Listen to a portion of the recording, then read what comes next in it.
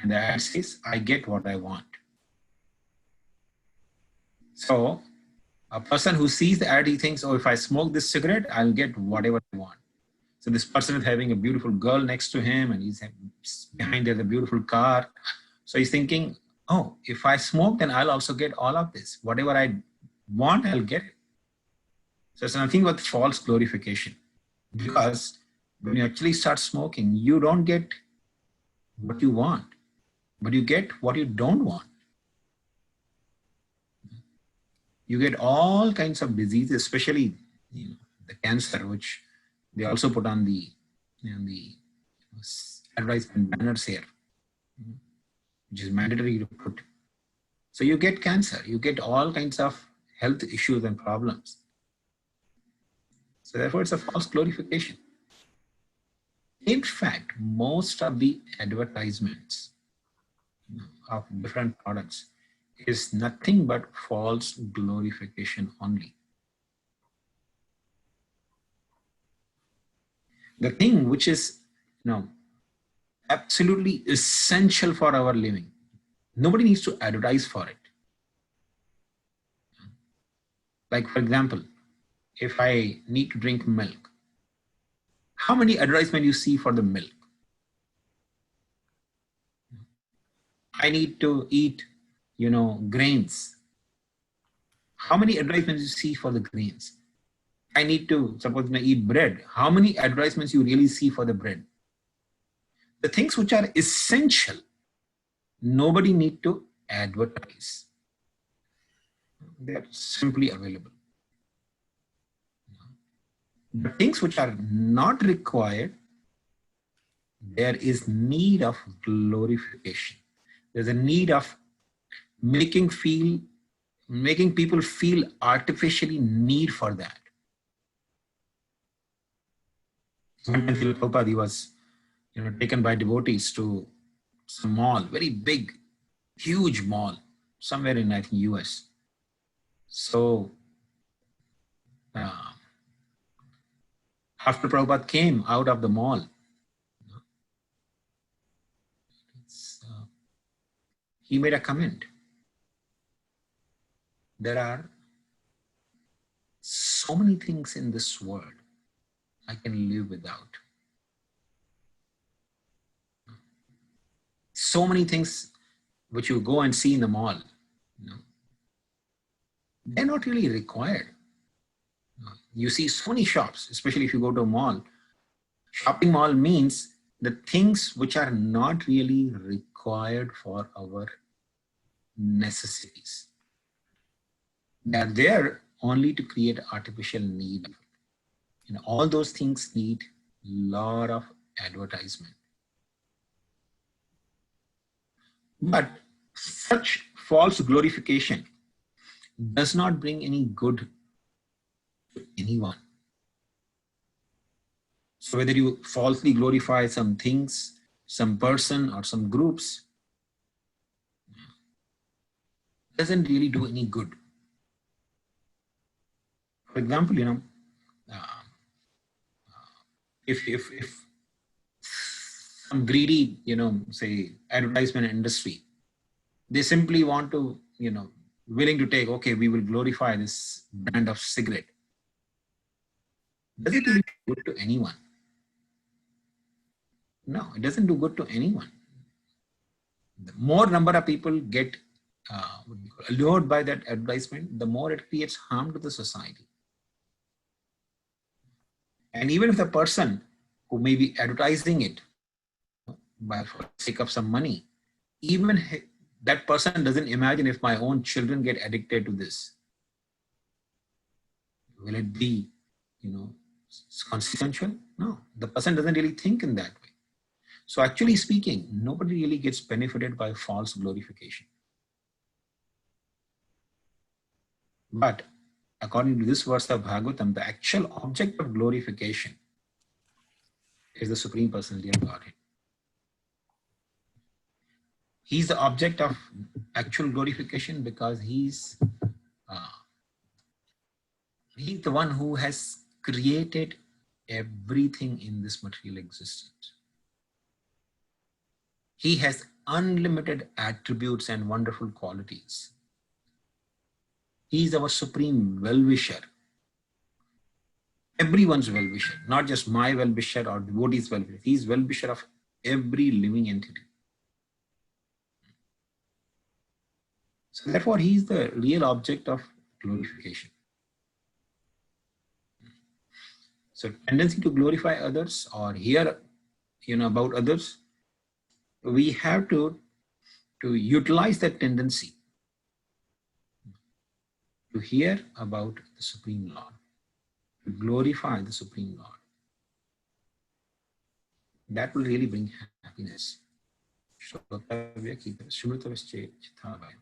also says that if a person desires abhyam, fearlessness, shrotavya kirtitavyascha smritavyascha ichhatha bhayam.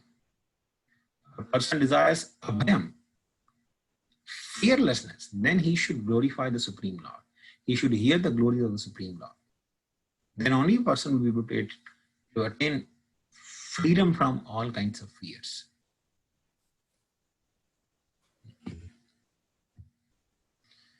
We go to text 15. Yad anodhyasena sukta karma granthi nibandanam chindanti ko vidastasya kauna kuriyat katarathim. With a sword in the hand, intelligent men cut through the binding knots of reactionary work or karma by remembering this personality of Godhead. Therefore, who will not pay attention to his message? So, this is actually a beautiful verse describing why one must glorify the Supreme Lord.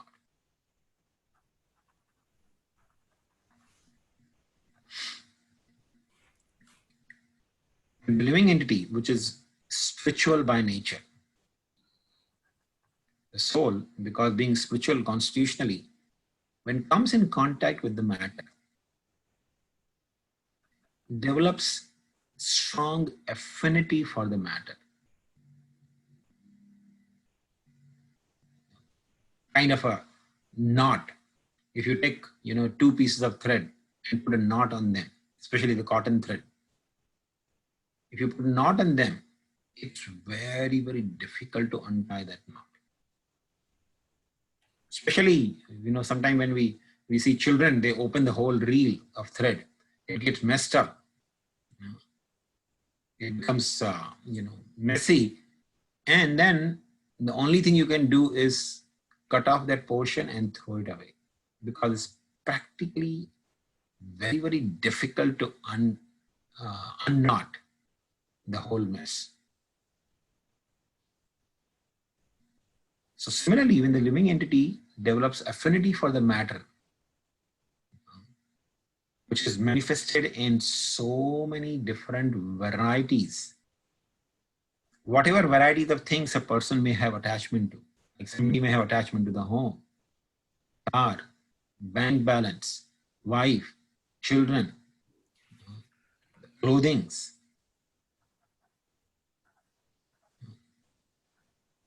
People could have attachment to so many things in this world. And all those things are nothing but, constitutionally nothing but a complex mixture of earth, water, fire, and air. And ether, of course, 5 elements. Everything that we take. If somebody is attached to even the shirt, so for example, if the new shirt gets torn, a person feels sorry about it. Yeah. So even a shirt, or a car meets with an accident, the person, the owner, if he doesn't get hurt, he still feels tremendous pain, because there's the affinity developed. So whether you take car, whether you take clothing, whether you take home, or even the bodies of near and dear ones, they are nothing but transformation of earth, water, fire, air, and ether. That's it.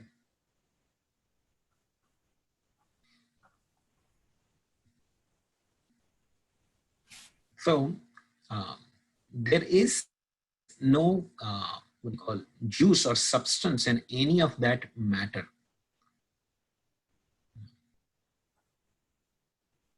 But unfortunately, the soul coming in contact with matter develops affinity, develops strong attachment to everything it comes in contact.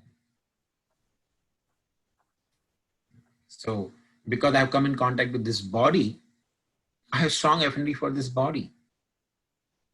Because I have been wearing these specs, I have strong attachment for these specs. If the specs break, I'll feel, very sorry for it.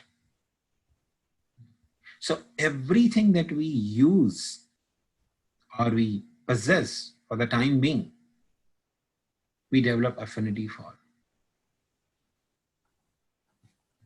So one has to cut that affinity or not.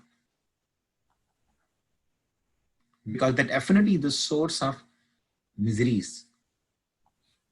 A person becomes miserable on account of attachment for those things, not because of those things. Especially when people fail to understand that the things are made up of matter, they cannot give us happiness. They try to collect more and more things. The real happiness is not in collecting the things of this world. The real happiness is in collecting the moments of interaction with others, other living beings. That's why, you see many wealthy people, when they don't have even their children or everybody leaves them, because of their, many wealthy people do develop a lot of, superiority complex or pride. So nobody wants to stick around them. So even their children leaves them. So what they do? Just to experience some moments of interaction, they keep some pet. Maybe a dog, a cat, or a parrot, or a rabbit, or turtle, or even snakes, or pigs, because they're looking for some interaction. So the moments are the real wealth, not the things. We should try to collect moments, not the things of this world.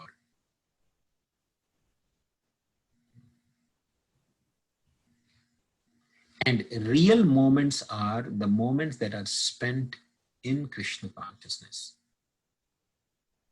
Those are the sweetest memories. For the soul, especially, those are the sweetest memories. And so liberation means freedom from the affinity or attachment to the material things, which indirectly causes the cycle of karma. Because of the affinity only, the living entity behaves in a particular way. And because of that behavior, because of that work, the living entity is bound by the karma. Liberation means get freedom from the affinity. Because it is not what we do, it is what we have attitude towards what we do. What is our consciousness when we do something? Arjuna is on the battlefield of Kurukshetra killing people. Hundreds, thousands of people he killed. And yet, he is not bound by the karma. Why? Because it's not important what he did, it was most important what was his consciousness. So liberation means freedom from that affinity or the consciousness that I am possessor of something. And this liberation automatically follows for one who constantly remembers Krishna, his pastime, his attributes, his teachings. Anything we try to remember, that breaks the affinity.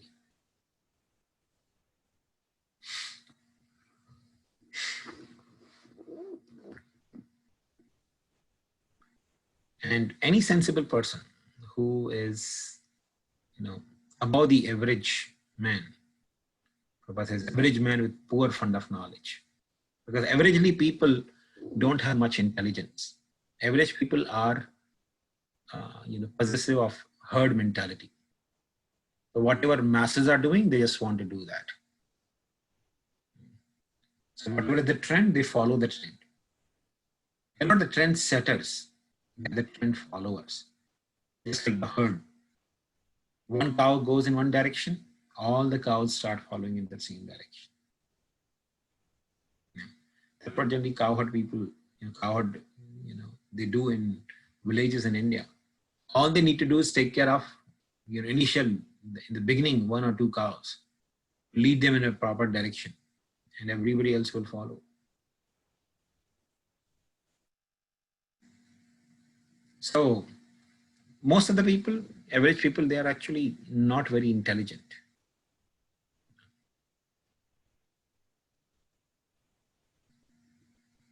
But Prabhupada is saying any sensible man who's above this, average or unintelligent class of people, such a person must constantly endeavor to remember the Supreme Lord by hearing about him, by chanting him, by remembering him, worshipping him in the deity form. And one should try to do this 24/7. So this is the sum and substance of this particular verse. Let's go to the next verse. Just give me a second.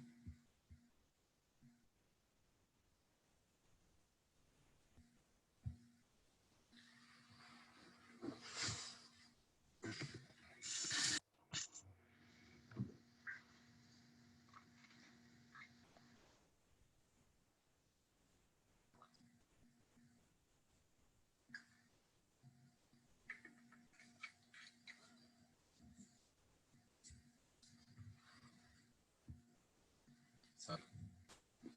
Next 16.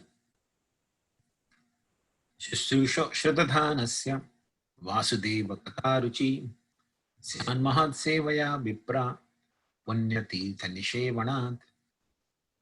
What wise-born sages, by serving those devotees who are completely freed from all vice, great service is done. By such service, one gains affinity for hearing the message of Vasudeva. So here, you see,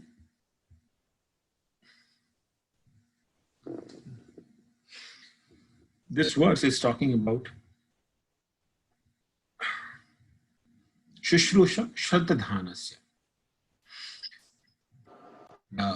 The great service is done by, by hearing the glories of the Supreme Lord. But who would like to hear? Shraddhadhanasya, a person who is faithful, who has Shraddha. So, Prabhupada explains the rectification of the demonic mentality is done through this process of hearing. Conditioned life of a living entity is caused by his revolting against the Supreme Lord.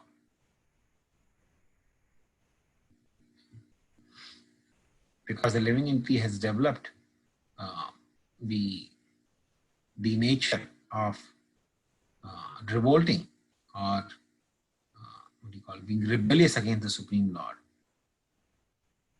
Therefore, the living entity has been casted into the material existence. And what is conditional life? Conditional life means where a living entity, though being Satchid Ananda, is encaged in a body which is completely contrary to his original nature. So soul by nature is Satchit Ananda, but the body is Asat, Achit, and Niranand. It is temporary, it is full of ignorance, and it is devoid of any Ananda or happiness.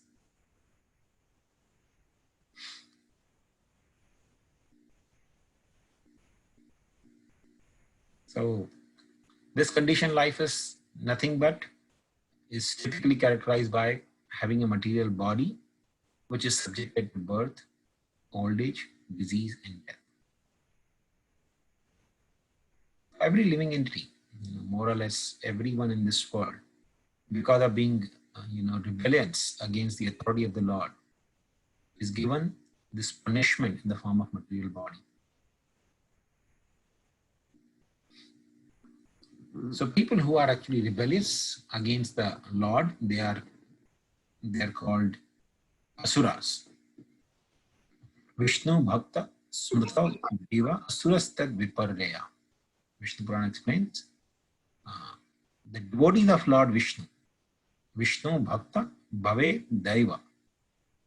Anyone who worships Vishnu, devoted to Vishnu, he is a Daiva. But Asures Tad Viparreya. Asura means who opposes Vishnu. So even these asuras who are opposing the will of Lord Vishnu, they are also gradually rectified by the mercy of the Lord's devotees. And these devotees of the Lord, they are not restricted to only India. Many people think, okay, God appears only in India, or similarly, the great personalities or great sages appear only in India. No, that's nothing like that. The servants of God can appear in any part of the world. Like simply if we take the example of our ISKCON society only, there are so many exalted Vaishnavas, the disciples of Srila Prabhupada. They're from the different parts of the world. Like say Bhakti Tirth Maharaj, born in US. Indridhan Swami, Radhanath Swami, Chandramauli Swami, Varshana Swami. So many Vaishnavas, wonderful Vaishnavas, who have understood Krishna Tattva and practiced Krishna consciousness much more rigidly and sincerely than any of the people who are born in land of India. So even though the devotees of the Lord, they may appear in different countries by the will of the Lord. If anyone is fortunate to come in contact with such servants of the Lord and start rendering service unto them, that person is tremendously benefited. Also, Vishnu Thakur explains, Yasya prasada bhagavat prasada. What is that last sentence? I says, Sakshad hari tvena samasta shastra uktasya kama vita eva sadbhi kintu prabhodya praspriya eva tasya vande guru shri charanavinda. So he's praying that the spiritual master is direct representative of Krishna. Sakshad Hari. He is directly Lord Hari present in my life. So because the spiritual master represents Hari in one's life, one should treat him on the level of God. That's how the spiritual master should be treated. So anyone who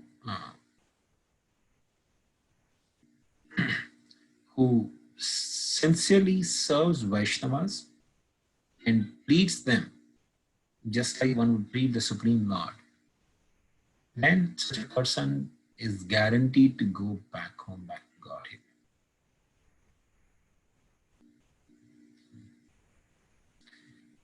So by serving the servants of Krishna, one can please Krishna more than directly serving Krishna himself.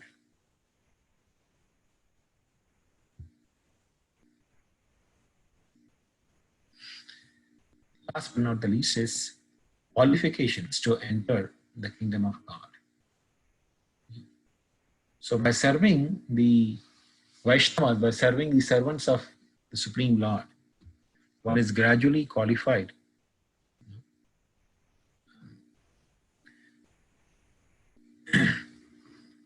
and develops the quality just like that of Vaishnavas. There's a beautiful sense, I don't remember in Hindi, but there's a sense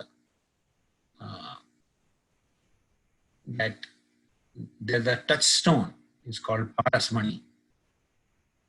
So Parasmani or touchstone, if you take it and touch it to any metal, iron metal, the iron metal turns into gold.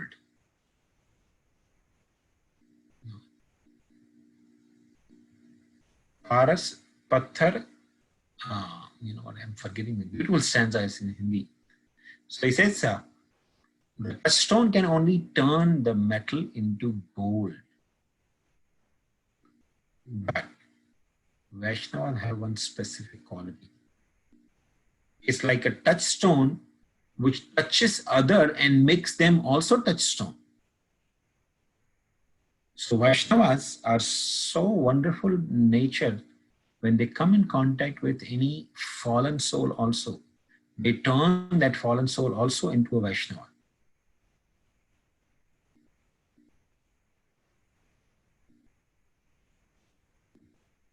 So simply by serving the Vaishnavas, one develops the qualities of those great Vaishnavas. It's just like touchstone, you know, touches and makes the metal into gold. But if touchstone could produce other touchstones, simply by touching any stone, it turns that stone also into touchstone. That would be something great, greater than just having a touchstone. So similarly, the Vaishnavas are so wonderful and merciful. Coming in contact of them becomes benefited just by becoming the or developing exactly the quality of the Vaishnavas.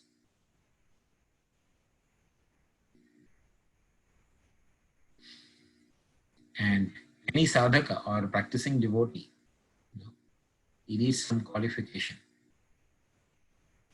In order to go back home, back to Godhead, one has to become Vaishnava.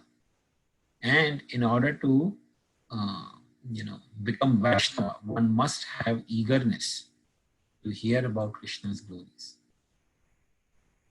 Without developing eagerness for hearing and chanting Krishna's glories, one cannot become qualified to go back home, back to Godhead.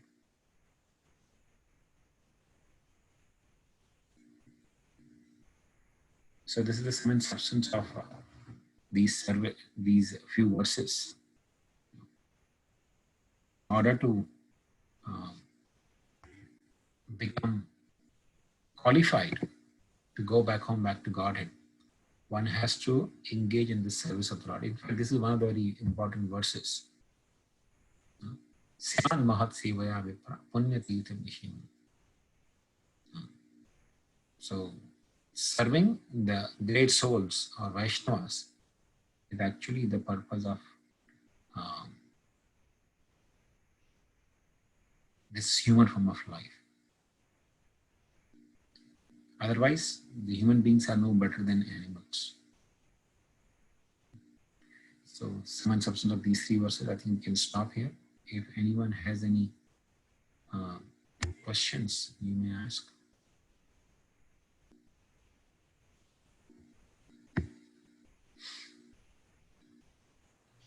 Hare Krishna, Prabhuji, Dhanvat pranams. So, Prabhuji, faith is an essential factor, for getting attachment towards Krishna.